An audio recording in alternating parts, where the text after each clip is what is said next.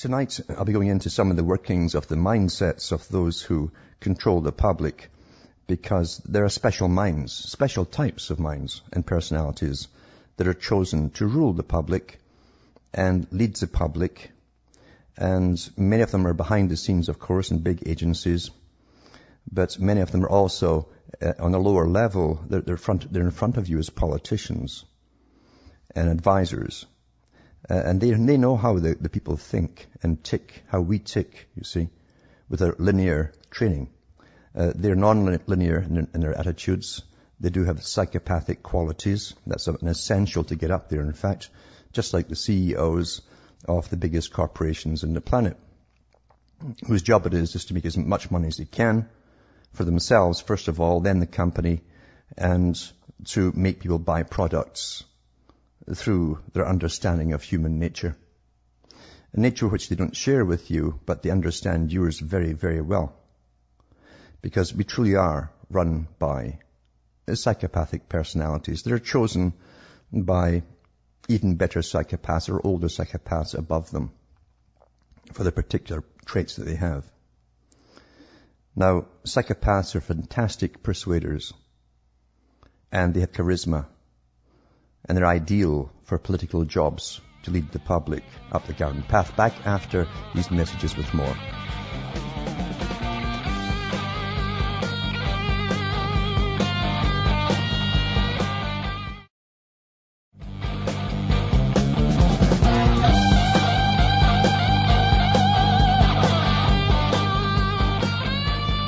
Hi folks, this is Alan Watt and we're cutting through the matrix. Now, you might find the sound on the phone is a bit noisy tonight. That's because there's a storm coming across our BN station right now, and it might come in and out, it might fade out altogether. But I'll put up the show, remember, at cuttingthroughthematrix.com after I'm finished. I'll try and upload it through my wonderful satellite ExploreNet if they give me enough juice. And that should be a clear enough recording. Getting back to the psychopaths, though, it's a fantastic area because we probably all know or have met in our lives psychopaths on a lower scale.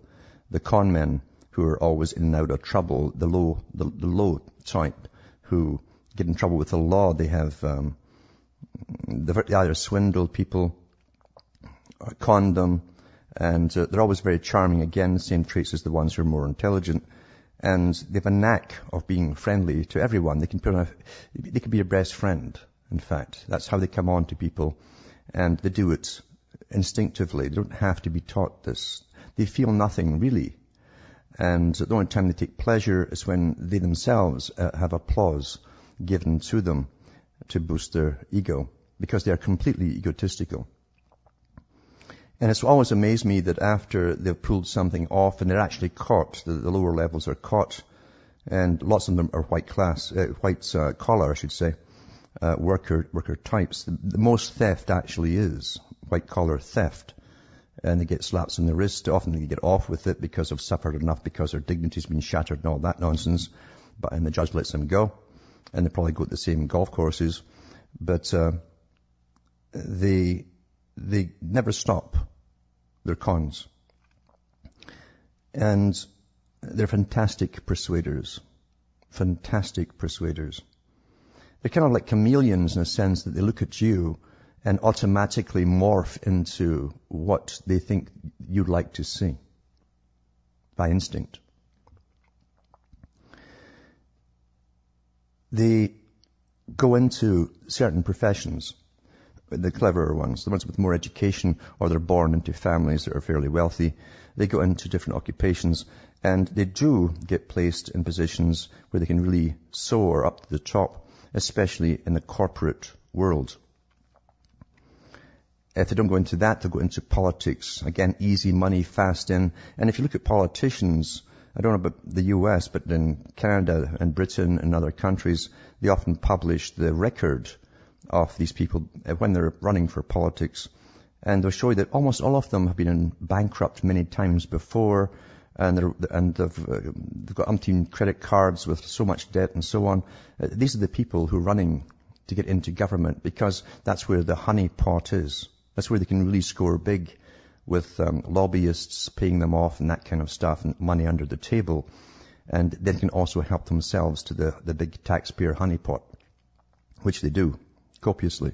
Last night I mentioned one in England who broke out with a scandal because he was keeping his rent boy lover in another apartment. They're allowed so much expenditure for their apartment in London while they're politicians, even though they've got houses all over the place. And this particular one was a multimillionaire anyway, but he was charging about £980 or something a month of the taxpayer for the second home for his little lover. And then they're using that money, it seems, to get us another home bought, a better one, because now that was a guaranteed little income for them. And this guy, as I say, was a multi-millionaire. Because they get off on conning people and getting away with it. That's their thrill. Didn't need the money, obviously. But that's the kind that goes into politics. And there's CBC did a particular documentary in May, apparently, on the psychopath. And it's called I, Psychopath. This particular one was a corporate psychopath. And I'll put the links up tonight on my show, cuttingthroughmatrix.com, and you can have a look at it yourself. But the write-up goes on to say this from the paper, the CBC documentaries. Psychopaths, we usually only know them from Hollywood movies. We never expect them to enter our real life, but the psychopath is closer than you think. Experts believe their number to be as high as 1 in 100. I think it's more actually at the top. Most of them function incognito in high-powered professions, all the way to the very top. But it takes one truly to know one. In this intriguing documentary, Sam Vaknin, a self-proclaimed psychopath, goes in search of a diagnosis. In a scientific first, he allows himself to undergo testing to find out if he was born without a conscience. He knows he's narcissistic and cannot empathize with others. By his own admission, he's pompous, grandiose, repulsive and contradictory, ruthless and devoid of scruples, capricious and unfathomable. But he believes he's not a bad person. They all believe that, actually. No matter what they've done, they believe they're not a bad person. It says what he is different. He couldn't care less. Unless, of course, the topic is himself.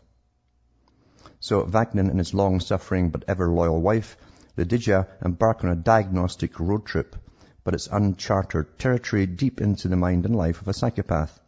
The 47-year-old convicted corporate criminal has agreed to take part in the pursuit of his own diagnosis. That rings a bell. I think it's been done before, maybe by the BBC a long time ago. So these experts put Vaknin and his wife through a battery of rigorous and psychological tests and neuroscientific experiments. And as I say, I'll put the links up. There's a video out there. You can have a look at it for yourself. And you should copy these things before they disappear, because things have got an awful habit of disappearing whenever I mention them. But getting back to what I'm saying tonight, and I never prepare what I'm going to talk about. And things just sort of come at the right moments. And you can string things together that you've seen recently or whatever in your mind. But the psychopath, as I say, tends to get to the top by using other people. They've got a fantastic ability to get everyone else to work underneath them for them, sometimes for free. They go into the power management positions very easily because they don't have to be taught anything. They know it already. They know how to manipulate people. They love the limelight too.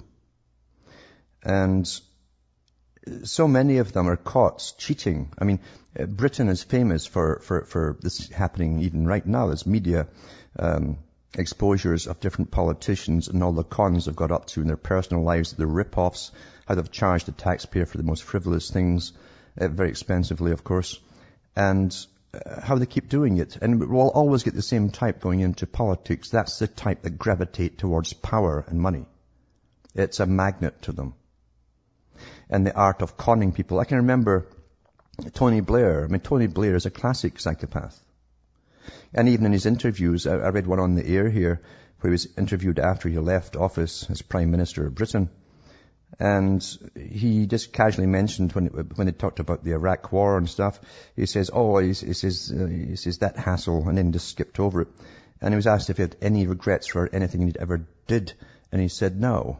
Well, that's a classic reply from a psychopath. They have no regrets for whatever they do. And there's an article here on Brian Mulroney, who helped to ram the NAFTA treaty through. And Brian Mulroney was a Prime Minister of Canada. And a few years ago, he was accused of taking bribes, kickbacks. A book came out about it, in fact, as well. And because of it, he sued the Canadian government, and he won. And then it comes out now that actually they were right. He did take the kickbacks. And they're asking him to get the money back from him that he got from the taxpayers for winning his case.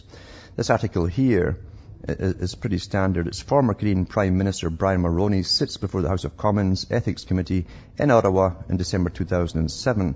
Justice Jeffrey Oliphant found Mulroney violated the ethics code that guided parliamentarians, and says the former Prime Minister Brian Mulroney won a $2.1 million libel settlement under false pretenses, and the Conservative government should force him to repay it, Liberal leader Michael Ignatieff says.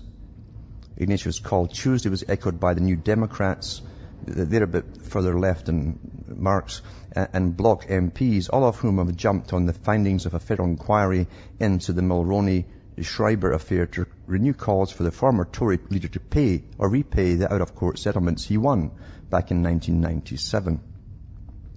So anyway, it was all to do with a big deal the government was paying for. See, big money, and you realize that this big money goes out in federal contracts and purchases, and they were buying all these aircraft for Air Canada.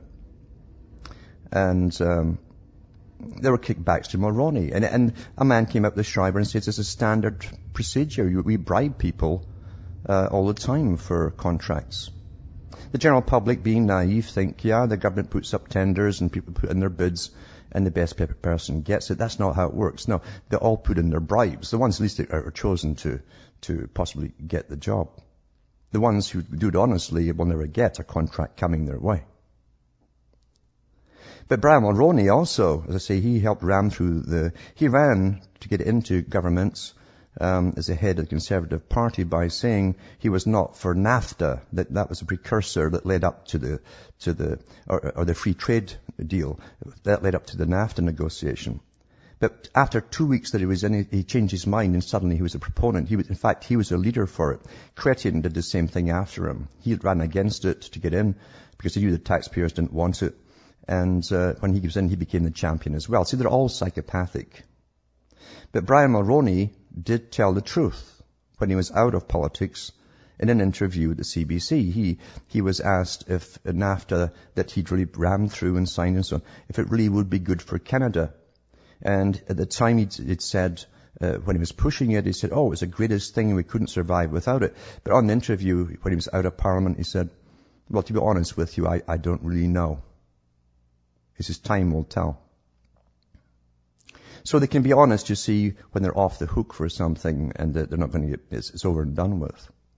It's like rapists as well. They can be very clever, and when they're caught, they like to brag to the press how clever they were and how they did it. It's the same MO. They're psychopathic, you see. And we're run by these crooks. This is the system that they basically rule over. And they look after each other because they all have so much dope on each other, blackmailable stuff, that they all have to stick together and cover each other.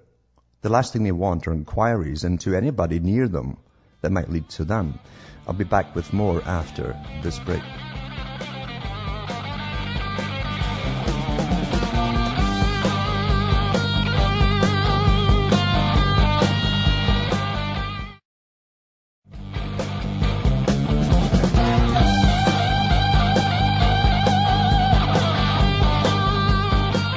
Hi folks, I'm Alan Watt. We're cutting through the matrix, talking about the ones who rule over us.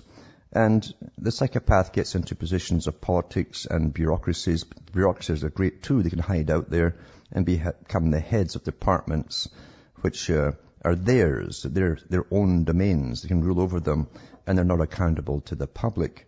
But they love to compromise with other agencies and other countries at times as well. And they also work with basically international organizations because everything brings money to them and status and more titles and all the rest of it. They're in everything. And they also get to the top, of course, in the police departments and security departments and so on. It goes on and on. This system, and I've said this forever, was really theirs. This is their system we live in. We're brought up in it. And don't ever underestimate them. They'll often say in some reports they're not too intelligent, and they'll give you different examples. But there's a lot of them that really are intelligent. They're creative ones as well. They're called creative psychopaths. And they certainly do understand society and how to manipulate people, whole nations if necessary, and no doubt the whole world. They get to the top of the media. They decide in their little clubs what you're going to believe, think, and what you're going to chat about. And they're very, very good at it. It works very well. They get into the business of ordering movies to be made along certain themes or novels to be written along certain themes. There's so many ways to get ideas across to the general public because after all, if they're the predators, they want the prey to be nice and easy and to believe the things they're told to believe, even if it comes through fiction, which a lot of it, actually maybe most of it does. And they're ruthless. They also have tirades of pure aggression when they're challenged about something. Utter aggression, especially their pet perversions and things like that, which they tend to go into a lot and indulge in things because they don't follow the rules of ordinary people in any area at all. They live for thrills. I've read reports so many times when new governments are elected to Canada and other countries where they have a big party for the new elected representatives and politicians, all the guys with the bankrupt credit cards and so on. And they trash the places, utterly trash them, and leave them like dumps, like garbage dumps, and vomit and everything all over the place from their wild parties. Because they don't live in the same ways, to the same standards as we do. But they demand that we live at certain standards to please them. You know, law itself is simply a matter of coercion. Again, if you go into the topics that we talked about the other night there, about how you're controlled through psychologists and behaviorists, they say themselves that law really is simply coercion. It's how the public perceives the law. It depends on the type of coercion they will use. If we believe if the law is just or the legal system is just, we tend to obey all the laws, even if they end up being crazy or bad for the public.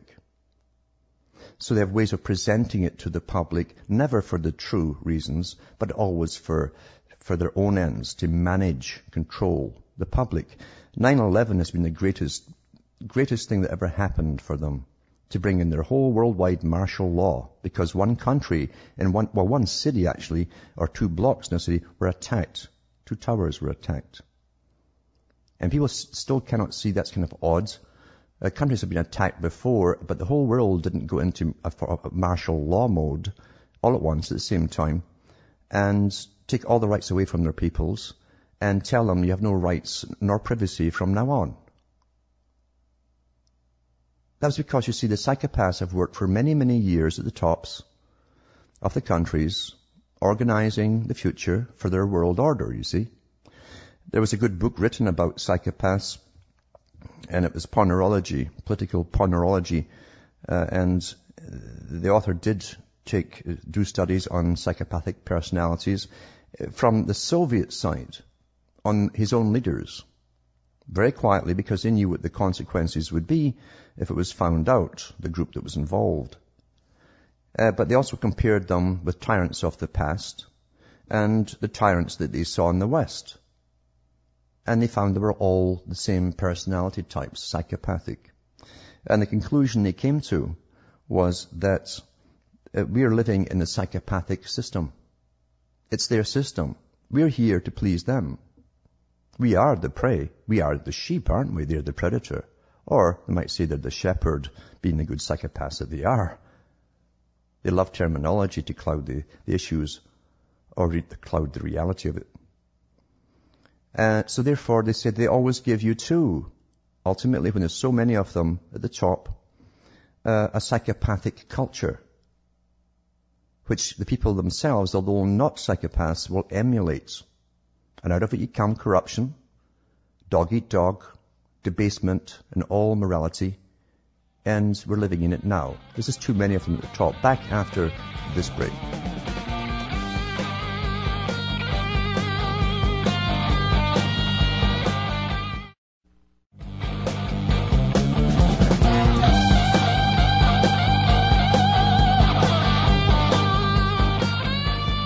This is on what? We're cutting through the matrix. Remember too, as I say, there's a storm going across RBN station right now.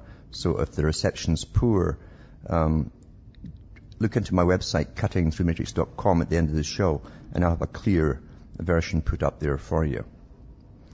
We're talking about psychopaths and how we live in their system. And as we get towards the unification of the world, it's getting worse because, you see, there's more and more of them now all working together to make all of this happen. The heads, the CEOs all want this to happen. They want to control the public across the whole planet with their environmental scams and get us paying now for taxes. What a great psychopathic con of global warming nonsense and carbon outputs. We'll all pay individually just to live to these psychopaths, you see. Beautiful con out of the minds of psychopaths. And of course the Club of Rome were the guys given the task to find how they could bring this about. They came up with the idea that they blame global warming and then blame man for causing it. So we exist from their viewpoint to serve them. And we have a use for them. That's all they see in you. You see, is a use.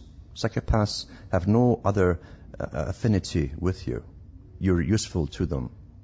If there's too many of you, you frighten them because they know what they're up to and they're always a little afraid you might find out. So they like to keep you down to certain numbers. That's why in the past, great kings and so on, who were generally called great because they slaughter peoples every so often, were psychopaths, and that's what they were doing. They'd kill off a certain amount of their own numbers at times to make them feel safer. I'm going to give you an instance here, for instance, of Britain, with all of the scandals about the expenses, scandals, millions and millions of pounds getting ripped off the taxpayers for these scam politicians' expenses in their accounts. There have been so many mentioned in the last year or so, and there's so many more coming all the time. And yet the people in Britain are so apathetic because, you see, the Sunstein characters, they go into countries and like they do with little groups that form. Remember, I read that article in the papers where Sunstein, who works with Obama now, and Harvard University, and behaviorists, Sunstein said if you want to get rid of a group that's causing a problem, you infiltrate them, you put points across, incognito, from internet, that kind of stuff, and you gradually, what you do is you take the fights out of them by making them question their causes in the first place, till they're not sure of anything anymore.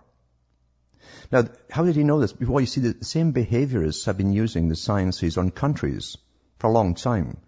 Whole countries, not just little groups, to deculturalize them, knocking down your basic religions, the things that made you come together as a people, your commonalities with each other, and how the system worked for you all together.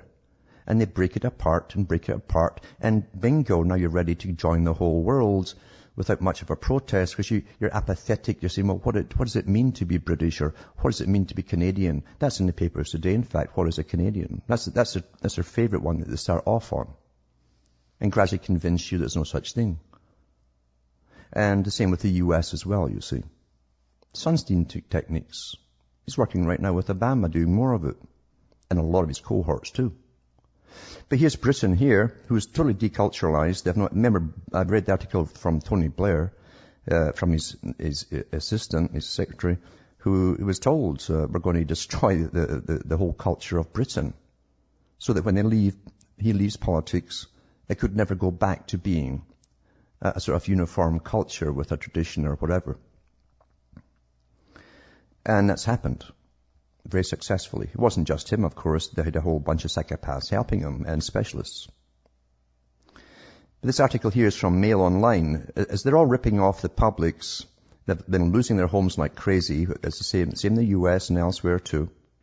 They've got this massive debt to pay because of psychopaths and they're dealing in the banking profession. Yep, psychopaths rule that because it's all chronology. Banking's all chronology. UK families face the highest inflation in the Western world as the food prices rocket and the pound plunges. That was the 2nd of June.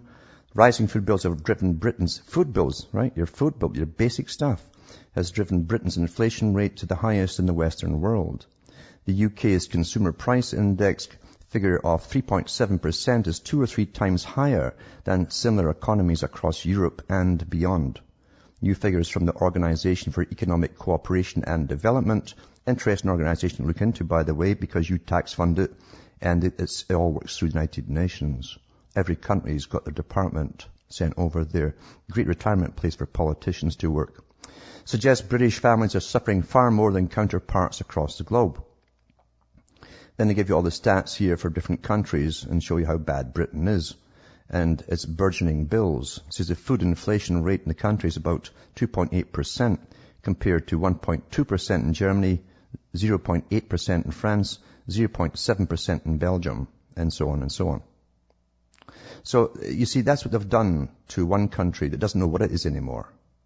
They don't know what they are anymore. And they're all trained to watch the TV all the time with their awful fictional programming that's debased them to a level they've never ever seen before. And of course, they emulate what they see, you see, in their own personal lives. Psychopaths know that too. That's why so many of them go into acting and become producers as well. And you follow that up with this article from the Mail Online. And it's 2nd of June again, same day. Snouts, that's your noses in the trough after civil servants soaring pay. They get themselves a 20% rise in their bonuses. Now the country's broke, falling apart, but they're all getting bonuses. They give themselves bonuses. Thousands of Whitehall mandarins, there you go, mandarins, they don't call them czars, but they're mandarins over there, saw their bonuses soar by up to 20% last year. That was despite repeated pledges by ministers that's politicians, to crack down on public sector profligacy. And it follows yesterday's astonishing revelation that there were 172 senior civil servants who earn over £150,000. I was reading it yesterday. There are £250,000 some of them earn and so on.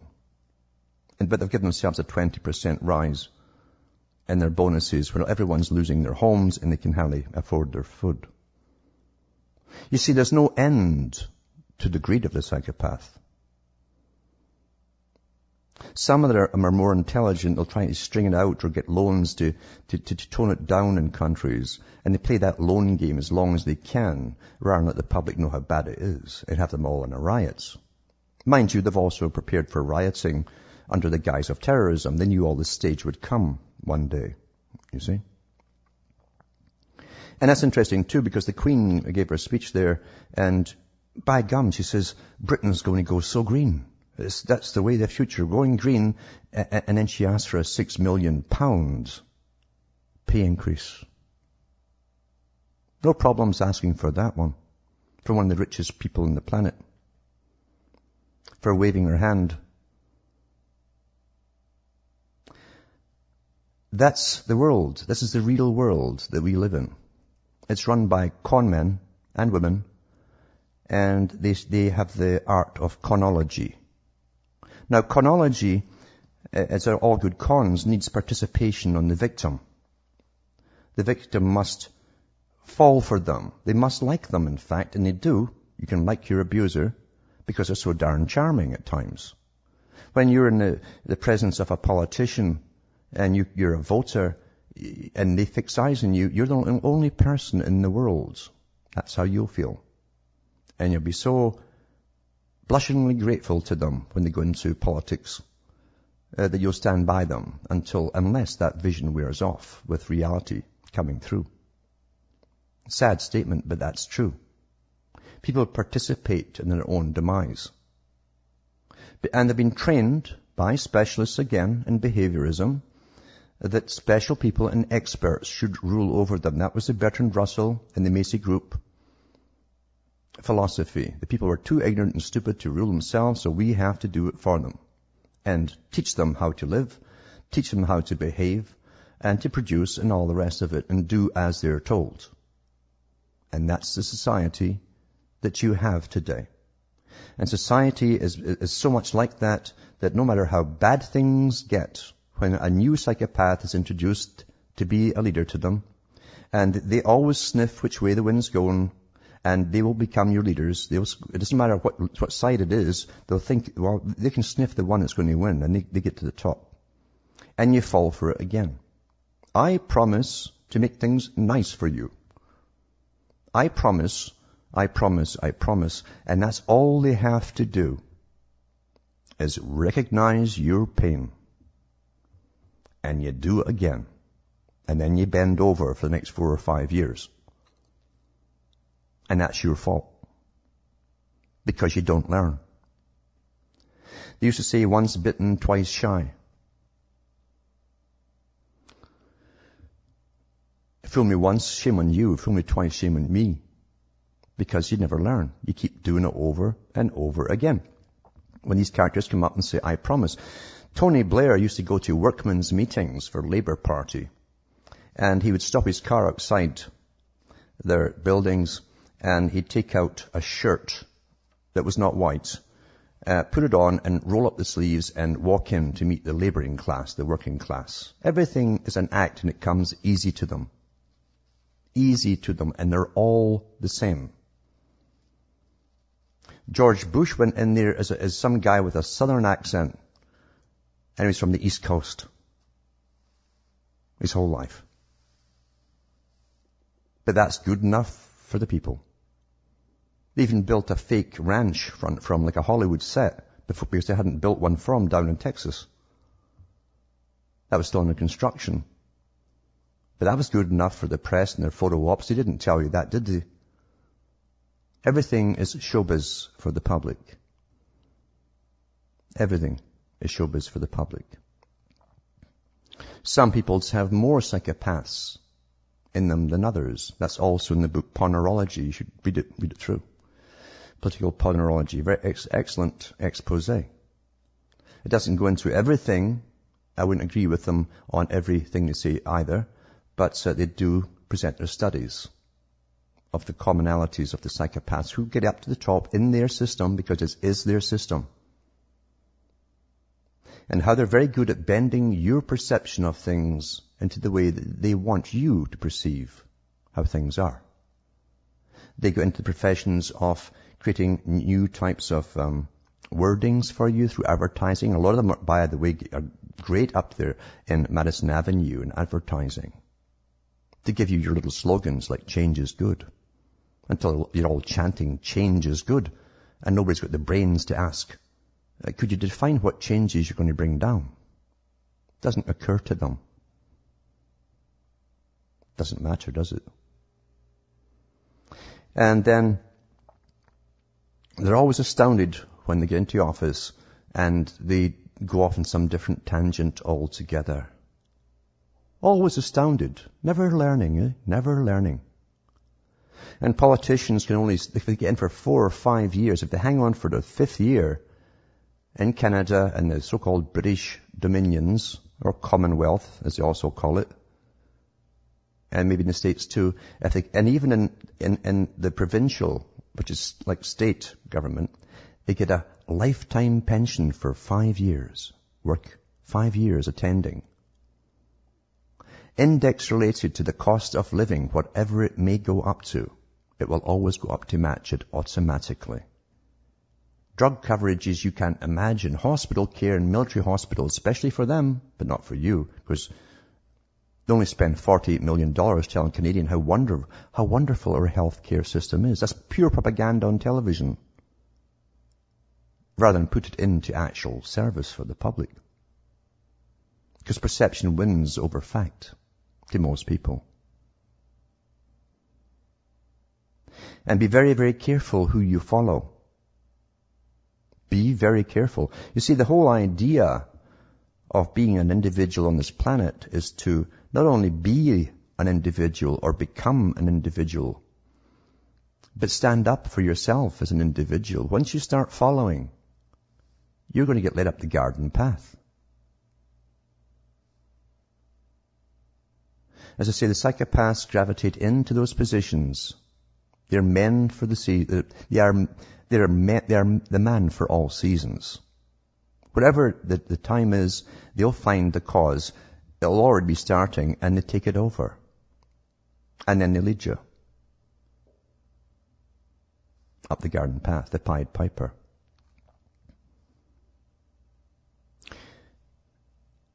I've read articles where those who are into the neurosciences, which are also related big time to behaviorism and psychology, and how they're using this from all the top departments all down on you, even through your media presentation on mainstream, and how they can literally guide hold peoples along a certain path so that the next day they know they're all talking about what they told you to talk about. And they even take polls on this all the time to make sure you're all talking about what they give you to talk about. And when they give you a new leader that's going to get the last bunch out and so on, they'll tell you who he's named. And all this nonsense about them, a fictitious character is built around them, a personality. And you swallow that too. And then you think, and you see this, it's a salesman's pitch. A salesman will come up to you if he's well trained. He'll take a glance at you. He'll emulate the way you're standing. If your arm is here, his arm will be there too. And before you know it, when you're chatting, you'll feel like you're best friends with this person. You don't realize he's mimicking you. Even how you reply to things with a uh-huh or okay, or he'll do the same things. And he's mirroring you back to yourself. So you feel so comfortable. And he'll do all this stuff before he makes the sales pitch. And you'll fall for it because now you feel so friendly with them. You have a guilt trip to back out. And that's what leaders do as well. They know what's being said out there because all these teams getting paid millions of dollars to grab all this data, what the public want. And they'll tell you what you want. And they'll say, this is what I want. And you fall for it. And of course, in a system where psychopaths create the system for themselves, they don't ever give themselves clauses in any legal documentation that you can boot them out when they lie or if are found not to fulfill their promises or even attempt to. Why should they change their system to suit you? It's not for you.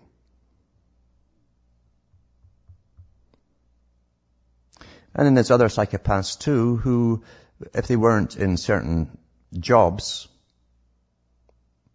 would be out there raping on the street and murdering people. Instead, you put them in uniform, put them at the top, give them authorization to do so, and they love their work. Back with more after these messages.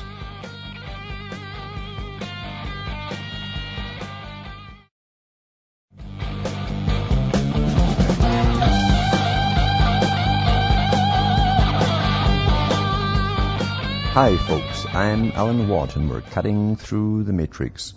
Talking about psychopaths really, because you see they gave us the system. It's been here for centuries and centuries. And they tend to work together, different groups of them, even different cultural groups, if it's all to their own benefit. And of course in the world society, they've got the whole world to play with them, so they have to cooperate at this level, as long as they all get their good shares of the massive profits involved. But any excuse is good enough to get their agendas through, like the guys at the Club of Rome, psychopaths again at the top, who were given the task to find ways to unite the planets and to get people to live more austerely and to get them to really fork up more cash to their masters. And they dreamed up the idea of man-made global warming. That would fit the bill, that's what they said. They looked at other aspects that they could have used, but they came up with that one. That would fit the bill, they said. That's their own words in their own book, The First Global Revolution. But there's lots of them out there at the top of the think tanks that manipulate societies. Look at the war we're in now, the nonsense. Utter nonsense. We know they were going into Afghanistan before 9/11 happened. The troops were mustered. It was already written down by the project for the New American Century group. Look into their own website. They've got good links there to a lot of stuff, and a lot of good books came out of it too, all linked to them as well. It tells you who was in it. Sort of agreement between two different peoples to bring it off. And it was done. And Ben Laden nonsense, we all saw that stuff. They go to there's no lengths they won't go to fool the world. And that's how a con is done, you see. The bigger, the better. Adolf Hitler said that. A small lie they catch. Something that's so huge they can't believe anybody would possibly do that. Because you see, most folk are not psychopaths. And you don't. How could people do that? You can't imagine. And Ben Laden, remember too, when the inquiry came with George Bush, he says, oh, I never said that, when he's asked about Ben Laden, he says, well, it doesn't matter about him anymore. It doesn't matter. Because he was out in the news by then. It didn't matter. You see, the objective had already been achieved. They were in the countries they wanted to go into. When it came to Saddam Hussein, he says, oh, I never said Saddam Hussein had anything to do with 9/11. Utter lie. He used that when it was suited him to go in there too, to grab all the oil and stuff and take it over. And there's no doubt about it. They worked alongside the same agenda with Israel. Israel wanted those countries as well, as did the members of the New American Century. Tied at the hip. But here it shows you how cavalier it is today. This is from Yahoo News. British Airways are red-faced over a fake image of Bin Laden boarding pass. Now they're screaming about this wonderful new boarding pass for this fly-through customers, approved people. So in their own internal magazine, they put this article here. It just seems like a bad time for any firm with the word British in its title. We know too well that various setbacks experienced by the oil giant once known as British Petroleum, now British Airways, has drawn much unwelcome attention to itself with a photo touting its new mobile boarding pass system as it appears to expedite air travel of Al-Qaeda leader Osama bin Laden. Somebody had a sense of humor inside the organization, and no one really noticed. It was published and everything. The photo appeared in LHR News, the company's internal staff magazine covering London's Heathrow Airport. The image accompanied an article spelling out the benefits of the mobile boarding setup, which permits users of mobile digital devices to print out their boarding passes on the fly. The pass reads Bin Laden, Osama, and appears in the graphic panel of a user's iPhone. AT&T reception in remote Pakistani caves is apparently better than anyone might have guessed. And no one noticed, because no one has got a memory or a thought process anymore. But at least someone had a sense of humor. From Hamish myself from Ontario, Canada, it's good night to me, your God, or your gods go with you. And it's called I, Psychopath. This particular one was a corporate psychopath. And I'll put the links up tonight on my show, cuttingthroughmatrix.com, and you can have a look at it yourself. But the write-up goes on to say this from the paper, the CBC documentaries. Psychopaths, we usually only know them from Hollywood movies. We never expect them to enter our real life, but the psychopath is closer than you think. Experts believe their number to be as high as 1 in 100. I think it's more actually at the top. Most of them function incognito in high-powered professions all the way to the very top. But it takes one truly to know one. In this intriguing documentary, Sam Vaknin, a self-proclaimed psychopath, goes in search of a diagnosis. In a scientific first, he allows himself to undergo testing to find out if he was born without a conscience. He knows he's narcissistic and cannot empathize with others. By his own admission, he's pompous, grandiose, repulsive and contradictory, ruthless and devoid of scruples, capricious and unfathomable, but he believes he's not a bad person. They all believe that, actually. No matter what they've done, they believe they're not a bad person. It says what he is different. He couldn't care less, unless, of course, the topic is himself. So Vaknin and his long-suffering but ever-loyal wife, Lydia, embark on a diagnostic road trip, but it's uncharted territory deep into the mind and life of a psychopath, and they themselves have applause given to them to boost their ego, because they are completely egotistical. And it's always amazed me that after they've pulled something off and they're actually caught, the lower levels are caught, and lots of them are white collar, I should say, worker types. The most theft actually is white collar theft. And they get slaps on the wrist. Often they get off with it because they've suffered enough, because their dignity's been shattered and all that nonsense. And the judge lets them go. And they probably go to the same golf courses. But they never stop their cons. And they're fantastic persuaders. Fantastic persuaders. They're kind of like chameleons in a sense that they look at you and automatically morph into what they think you'd like to see by instinct.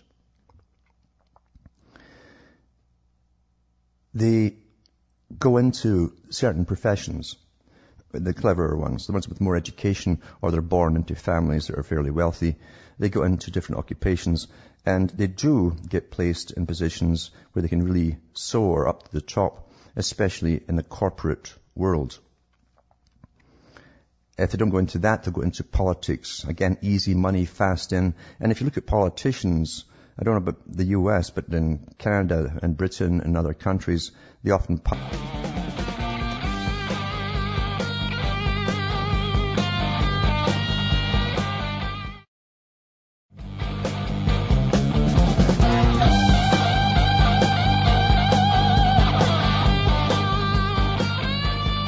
Hi folks, this is Alan Watt and we're cutting through the matrix. Now, you might find the sound on the phone is a bit noisy tonight. That's because there's a storm coming across our BN station right now, and it might come in and out, it might fade out altogether. But I'll put up the show, remember, at cuttingthroughthematrix.com after I'm finished. I'll try and upload it through my wonderful satellite ExploreNet if they give me enough juice. And that should be a clear enough recording. Getting back to the psychopaths, though, it's a fantastic area because we probably all know or have met in our lives psychopaths on a lower scale. The con men who are always in and out of trouble, the low type who get in trouble with the law. They have they either swindle people or con them. And they're always very charming. Again, the same traits as the ones who are more intelligent. And they have a knack of being friendly to everyone. They can be your best friend, in fact. That's how they come on to people. And they do it instinctively. They don't have to be taught this. They feel nothing, really. And the only time they take pleasure is when... Tonight, I'll be going into some of the workings of the mindsets of those who control the public, because there are special minds, special types of minds and personalities that are chosen to rule the public and lead the public. And many of them are behind the scenes, of course, in big agencies. But many of them are also on a lower level. They're in front of you as politicians and advisors. And they know how the people think and tick, how we tick, you see, with a linear training. They're non-linear in their attitudes.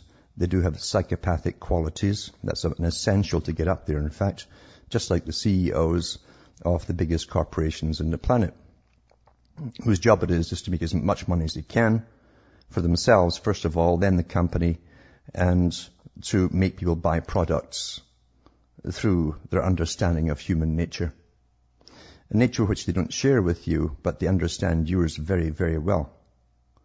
Because we truly are run by psychopathic personalities that are chosen by even better psychopaths or older psychopaths above them for the particular traits that they have.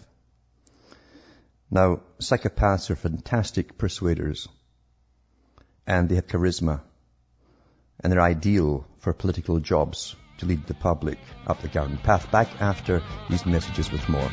Published the record of these people when they're running for politics, and they'll show you that almost all of them have been in bankrupt many times before, and they've got umpteen credit cards with so much debt and so on.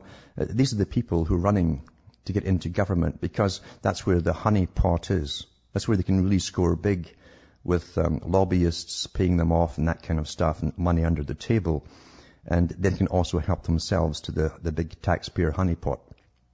which they do copiously. Last night I mentioned one in England who broke out with a scandal because he was keeping his rent boy lover in another apartment. They're allowed so much expenditure for their apartment in London while they're politicians, even though they've got houses all over the place. And this particular one was a multimillionaire anyway, but he was charging about £980 or something a month of the taxpayer for the second home for his little lover. And then they're using that money, it seems, to get us another home bought, a better one, because now that was a guaranteed little income for them. And this guy, as I say, was a multi-millionaire. Because they get off on conning people and getting away with it. That's their thrill. Didn't need the money, obviously. But that's the kind that goes into politics. And there's CBC did a particular documentary in May, apparently, on the psychopath